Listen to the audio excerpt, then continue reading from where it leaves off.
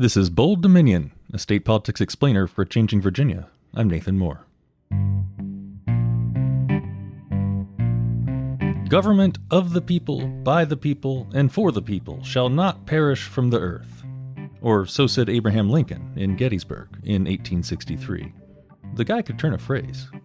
More than 150 years later, what does government of and by and for the people actually look like in practice, particularly here in Virginia?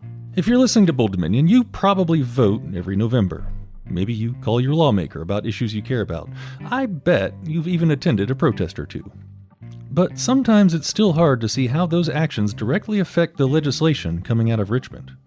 If the General Assembly feels a bit like a black box or maybe a magic show, I don't blame you. I've felt that way before too. Why do some bills make it all the way into law, and others that seem like great ideas just die in committee? Who brings bill ideas to the table in the first place? And how can citizens have a hand in that process? Today we're cracking open that black box and talking about how citizens help craft legislation in Virginia. Later in the show, we'll sit down with Dan Holmes. He's the Legislative Policy Director for Clean Virginia, an organization advocating for sustainable energy practices in the state.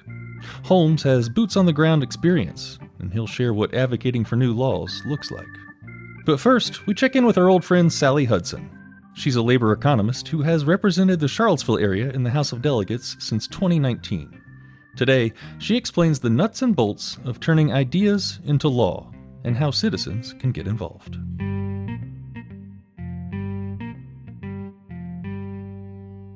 Yeah, so to start off, I was wondering if you could give us like a quick overview of how bills are passed into law in the Virginia General Assembly. Sure. So the General Assembly is not that different from the U.S. Congress. There is a House and a Senate, and typically bills are introduced in both chambers, and they go through a committee process, which is a small group of people who get to vet the bill first. Typically, a subcommittee has 5 to 7 members, and bills that advance out of the subcommittee stage make it to a full committee, which has about 20 members in the House, and then bills that pass committee make it to the floor, which is all 100 delegates. A bill that makes it out of the House then goes over to the Senate and does it all over again, a subcommittee, a full committee, and then the floor. If the House and Senate pass slightly different versions of the bill, so maybe they pick up some amendments along the way, then the bill goes to what's called a conference committee, where we iron out the details between the drafts, just like they do in Congress. And then a bill that makes it out of conference goes to the governor's desk, where he can do the same things that a president can. He can sign it, he can veto it, or he can send it back down with amendments that the legislature can then consider adopting or overriding. And at the end of that process, the bill gets signed or vetoed by the governor, and signed bills become law on July 1st every year. Looking ahead at the 2023 General Assembly, what sort of bills do you expect to see passed now that we have like our current divided state government? So when Democrats controlled the House and the Senate and the governor's mansion, it was the first time that had happened in a very long time. And so there was a long list of bills that hadn't passed that were actually really popular among Virginians, whether it was basic gun safety measures or ending longstanding discriminatory provisions in Virginia state code. So I think that Virginians got the sense that a lot of bills can get passed very, very quickly because there was this big queue built up and we saw breathtaking progress in very little time. We're now in a very different environment. We have divided government with Democrats controlling the Senate and Republicans controlling the House. And what that means is that a lot of bills come out of each chamber only to die in the latter. So you have bills that come flying out of the Senate that express progressive values, and then they're dead on arrival in the Republican House. And you have bills coming out of the House that express Republican values, typically things that roll back progress that we made during my last term. And then they're dead on arrival in the Senate.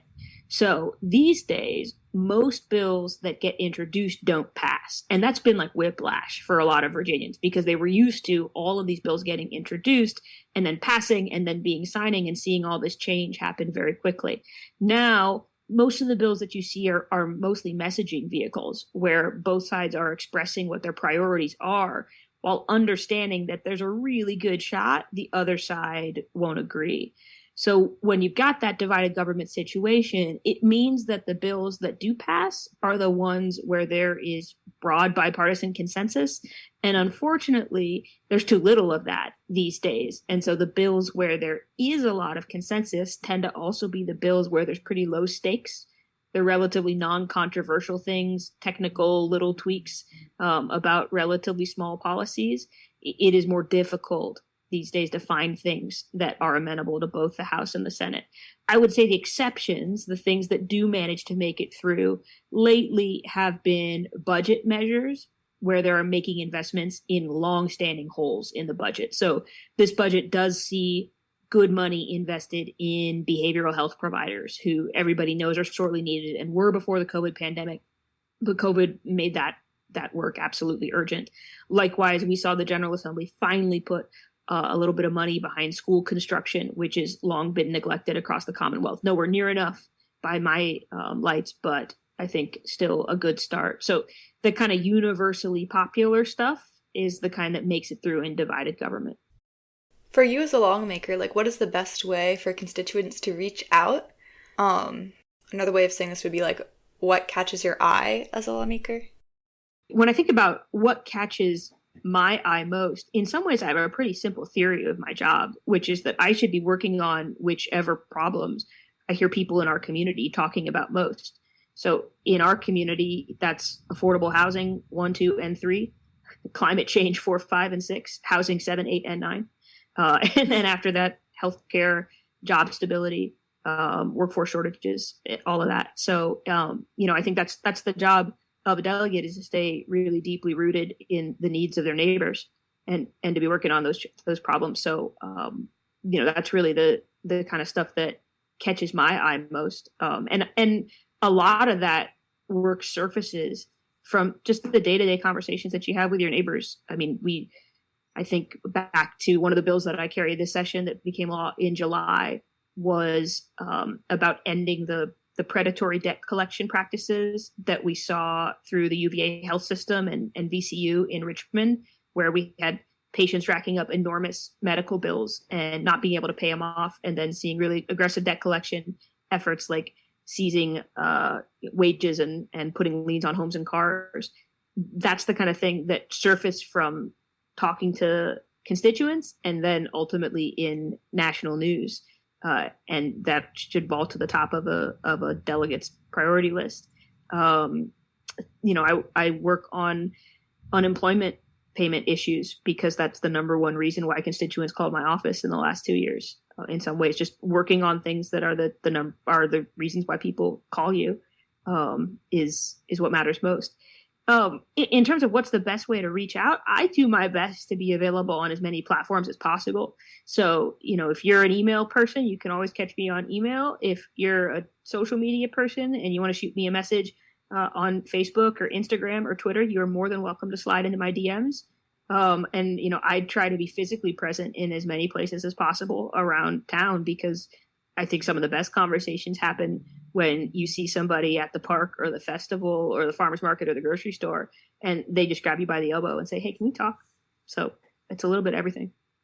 Gotcha. Okay. So let's say someone has reached out, called you, talked to you, slid into your DMs, whatever. Now that they've contacted you, what is the next step?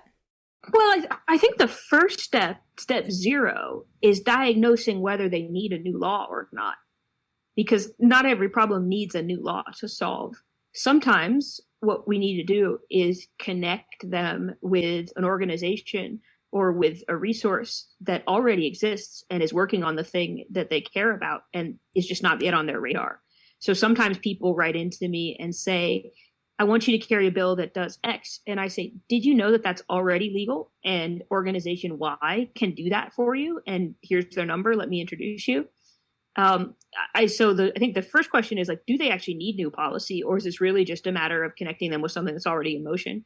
The next step, I think, is assessing which level of government is best suited to do their job, because sometimes people write to their delegate because I'm the elected official they know, but the problem that they want to solve is really better handled by the Board of Supervisors or the thing that they need is really a matter for the U.S. House and Senate. It's not something that state government really handles. Like, I am not the best person to call with a problem about the post office or foreign affairs, because that's something that's settled by the federal government. Likewise, there's only so much that I can do as your delegate to make your trash pickup happen faster. But if you want to talk about something that's going on in the public schools or with labor law or, the pipelines or utilities, like, that's the kind of stuff that's the purview of state government. So I think step one is figuring out who holds the lever that gets to work on the problem that they need. And then I think after that, it's really a matter of understanding how much support there probably already is in Richmond for the idea that they have. Because it may not be something where you need to build a big political coalition. Like, it may be something where you can actually just bring folks together, legislator to legislator, because it's a problem that was not yet on the legislator's radar. But once you explain it to them, it seems like it's got a pretty straightforward solution. It's not super controversial. There are plenty of bills that we pass like that. In fact, those are the kind of bills that pass most often these days. So, before you think about trying to build a grassroots army, it's worth ensuring that you need one, and then which way to aim it. The other thing that I think can be sometimes really hard to hear for constituents is that there is only so much you can do to influence the vote of someone you can't vote for. So if you're one citizen in Charlottesville and you call me and ask me where I stand on an idea that you have, and I tell you that I'm all aboard, then it doesn't help so much to get 500 people from Charlottesville on board to try to lobby my colleagues to change their minds. Like, once your own delegate is on board, then you really have to start building horizontally rather than just adding more people. So you have to figure out, how do we get other people in other communities with other districts and representatives to share our priority in this issue? Because no amount of people from Charlottesville calling someone who serves in Virginia Beach is likely going to change their minds. 500 people from Charlottesville can call Virginia Beach, and there's less impact than having 5 people from Virginia Beach call their own delegate. In some ways, that can sound frustrating, but it's actually democracy in its purest sense, which is our job is to work for the people we work for. And I don't represent Virginia Beach. And that doesn't mean that I'm not supposed to be sensitive to their concerns. And if somebody makes a good argument for why something that affects them and not Seville is something I should care about, then my ears are open. But it really is the job of the delegate from Virginia Beach to listen to their district. And it's my job to listen to this one. I know you mentioned this briefly in the very beginning, but could you also elaborate a little bit more on the role of committees in this process? So the committee stage is really where most of the workshopping of bill text happens. By the time a bill gets to the floor, it tends to be pretty fully cooked, and it either gets voted up or down. Committees are a small group of people who are focused on a particular topic area, who are going to dig in on the details. So the vast majority of bills that make it out of subcommittee get voted up through committee as well. And most things that make it out of committee pass on the floor too. The real practical reason for that is that the majority party appoints the committee chairs and committee composition. And so if the Speaker of the House or the Senate Majority Leader doesn't want a bill to pass on the floor, they will make sure that it dies a quieter death in committee before it ever gets there. And so that's a reality of politics. And it means that if your delegate doesn't serve on the committee that controls the bill that you care about, they may never get a chance to vote for it. So that's why it's so important to build statewide coalitions. Like, for example, I'm an economist, not a lawyer, so I'm on finance and not courts. That makes sense.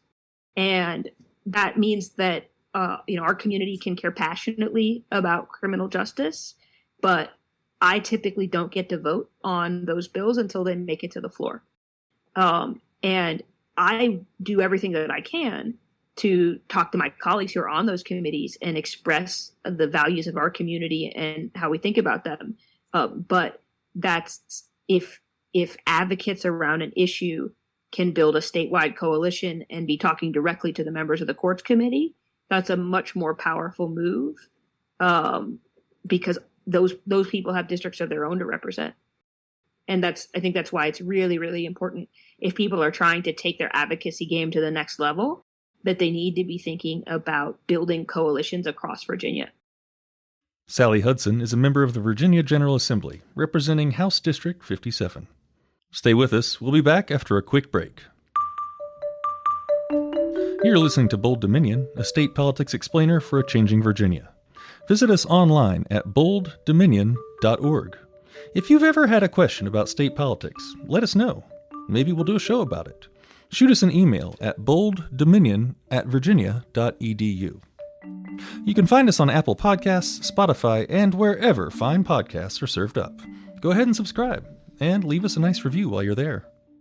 Bold Dominion is a member of Virginia Audio Collective, online at virginiaaudio.org. You can check out all the podcasts from the collective, from science to history to music and community affairs. We amplify the voices of people in our community and help them tell stories that matter. You can listen and subscribe at virginiaaudio.org. So, crafting new legislation. We've figured out more about the process from the lawmaker's side. What does advocating for bills look like from a grassroots perspective? Dan Holmes is the Legislative Policy Director from Clean Virginia, and he breaks it down for us.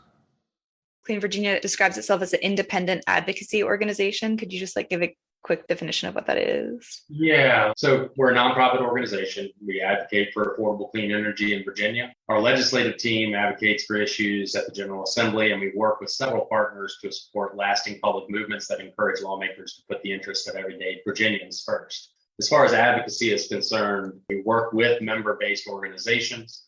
We inform them and work with partners on a whole host of legislative issues. When we're able to provide them materials that can amplify our concerns. Clean Virginia tries to act as a resource to those individuals, especially legislators, when they come to us asking us policy questions and try to provide them the materials that they would need to be successful. But as far as our efforts at the General Assembly, it's mostly tied to, again, the lobbying side and the legislative reform.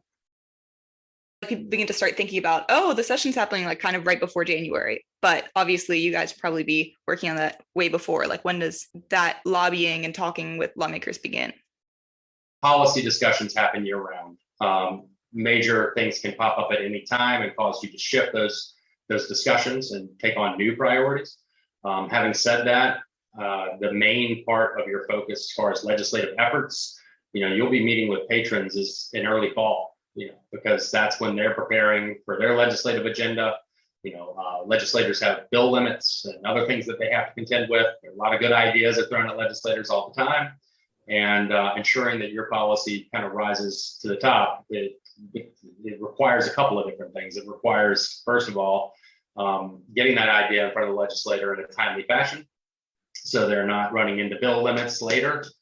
It also requires, making sure that patron is as well informed as they can possibly be as it relates to that policy. And really, at the end of the day, the selection of a patron is almost probably one of the more important factors in this. You need to find a patron that not just wholeheartedly believes in the idea, but will fight for that legislation, that will fight off bad amendments, that will make sure to shepherd it as much as you want to shepherd the bill. Ultimately, at the end of the day, it's the legislator that has to carry that bill through session. So providing all the support that they would need and anticipating the arguments before questions are even raised, ensuring that they have the answers if questions are raised on the committee, that kind of thing. Could you break down a little bit further, what the process is of finding a patron? Yeah. So when looking for a patron, you want to find someone who's already, if possible, somebody who's already shown themselves to be a champion on that issue. You need somebody well-positioned. Usually what's best is to have somebody well-positioned on the committee that will hear that bill. Whether or not you choose to introduce the bill in the House and the Senate is really a choice based on what policy you're pursuing. Sometimes it might have an easier road in one body versus the other. So you would want to only introduce it in that body, let it get some support, gain some momentum, demonstrate support to the other body for the policy from and then at that point, you hope that it would cross the finish line. So ultimately, I would argue, whenever possible, if you want long-lasting change, you need to get a plurality of legislators, and that means from both parties. You can have a partisan victory, but oftentimes those don't last the test of time.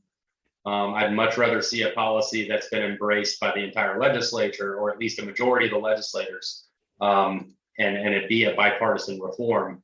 That provides me some level of comfort that policy is going to stick. It doesn't always require bipartisan support.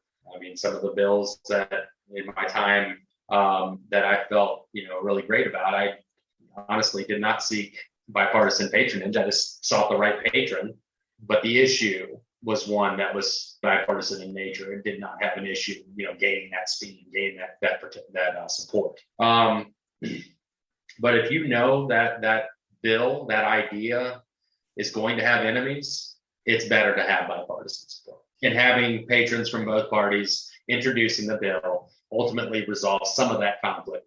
Yeah. I'm curious, what are the strategies that you use in order to build support across the state of Virginia for a particular piece of legislation? Well, one is, again, partnerships. Clean Virginia is not an advocacy organization such that we have a membership. We rely on groups that are of like mind to push the policies that we feel are necessary to create a more friendly environment for the ratepayer. Again, I think a lot of people can agree certain things shouldn't be that way. For example, we should not be allowed to use campaign funds for personal use. Unfortunately, last year, that bill was shot down once again. And I haven't met the everyday Virginian that would think that that's okay. And most Virginians don't know about it. Privileges and Elections, that's the House committee that ended up killing that bill. It came over with a 37-3 vote from the Senate. The House in 2019 passed a similar bill unanimously. So something happened. I don't want to comment on what, but I will say this should not be a partisan issue. This should not be a hard vote. And the citizenry, I would hope, would put pressure on their legislators to rectify this. Yeah. I feel what are some of the challenges in approaching that divided House and Senate? And what sort of bill is successful in that environment? Again, a divided House and Senate, I've never seen it more divided in my 20 years. I mean, in the environmental community and doing state work at Richmond. Having said that, I still believe there are some legislators out there that are willing to put party aside and just talk about good policy. I think Clean Virginia tries to support those legislators as much as possible. But some of these issues, like the last one we just talked about, that should be a no-brainer. Now, other bills are much more complicated. Clean Virginia has long supported a ban of donations from regulated monopolies in general. Don't think that's good policy. Unfortunately, there are not a plurality of legislators that agree with us yet on that issue, but that list is growing, and it gives me hope. What advice do you have for your regular people who are wanting to learn how to convey more effectively messages to local lawmakers? The people in Virginia can participate in several ways. One, they can directly talk to the legislator. I can't tell you the importance of someone in a legislator's district reaching out to the legislator and saying this issue is important to me. I've seen bills where 5 constituents called a legislator, and it was as if someone had unleashed the floodgates. So if a legislator is not hearing about someone, they think it's not important to their constituents. So let me go ahead and just say it really makes a big difference, especially during session if a constituent calls on an issue. Second, they can request off season. They can request in-district meetings with their legislators at any point during the year. and having a conversation with that legislator about what's important to them in their district can influence that legislator when it comes time for session. I've seen times where, a farmer could go meet with a legislator and say, I'm having a real hard time with this issue. It affects every farmer as far as I know in Virginia. And I'd hope that you keep that in mind. And next thing you know, that legislator just becomes an advocate for farming and who never really looked at the issue prior. So again, those off-season conversations with legislators matter.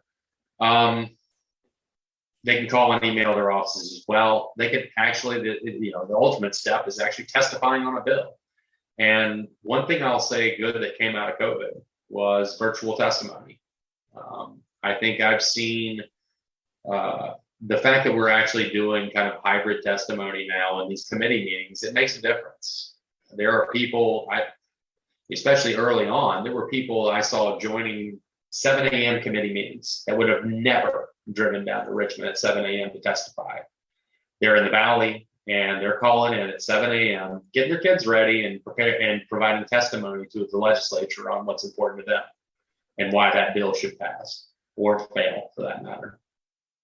So I have seen that virtual testimony greatly expand, not just the participation, but the opportunity for participation. And I hope everybody starts to use it.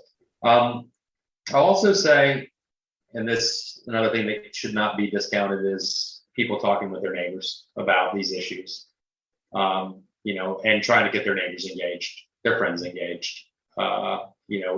It's nice to get one call into a legislator, but 20 is a lot better than one. As these issues are being hammered out in both in session and off session, that direct communication with the legislator is critical. This is not tied to Clean Virginia, but just in general, as having lobbied for so many years, I'll say my voice is small in comparison to my voice with 100 people behind me. And so I can walk into a legislator's office, I can talk about policy all day long, probably till I'm blue in the face and they're bored as hell. At the same time, if they've already heard from a constituent about this issue and I walk in that door, there's a much more receptive legislator at the other end of that table. It makes my job a lot easier. For you, like over your time in this line of work, what have you learned about the process of advocating for legislature that surprised you? I think I learned that lawmakers are like everyday Virginians for the most part. I think there are some that have probably been around for a long time, and I'm not necessarily speaking to all lawmakers or speaking about all lawmakers, but I do find that most of our representatives in Richmond are just people at the end of the day. And there's different ways to connect with different people. And you, as a lobbyist, you need to be able to speak language that both sides can listen to. I grew up in a very conservative household. I've worked for very liberal organizations. I've walked a line that a lot of people haven't. But it's only been, I'd say, in the last 5 years that I've really kind of honed and I'd say I improved vastly in the last 5 years with how to talk to both sides and try to ensure a bipartisan support of a bill. Having said that, being a lobbyist for an environmental organization is one of those jobs where normally you're a masochist. You like to get kicked in the gut a lot. And so you tend to weight the victories a little bit to keep your hopes up. Dan Holmes is the Legislative Policy Director for Clean Virginia. Thanks to him and also to Virginia Delegate Sally Hudson for speaking with us today. My name's Nathan Moore and I'm the host of Bold Dominion. Our show this week was produced and edited by Alana Bittner. You can find us online at bolddominion.org. And don't forget to subscribe. It's just a click away.